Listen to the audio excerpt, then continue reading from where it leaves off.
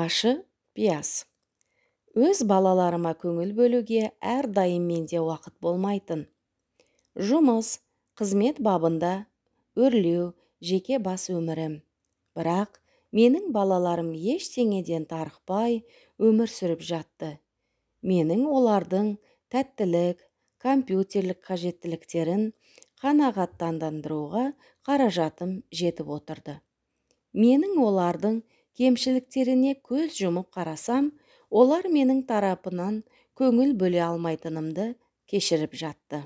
Бірақ мейірімді, жібектей балалық шақтың уақыты тез өтіп кетті. Күрделі жасөспірімдік кезең басталды.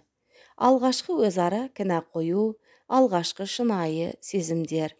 Менің жасаған ашылуым, менің балаларым сүйіспеншіліксіз өскен.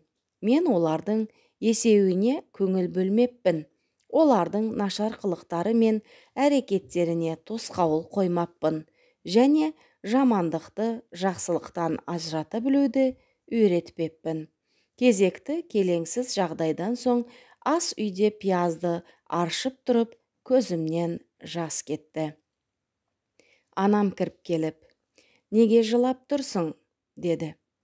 «Білесің бе, ашы пияз қолыма түсіпті. Көзді жасаурататын сұрыптары болады ғой, сол шығар», дедім. «Демек, оны ас суарған шығар», деді анамда. Мен бір маңызды нәрсені түсіндім.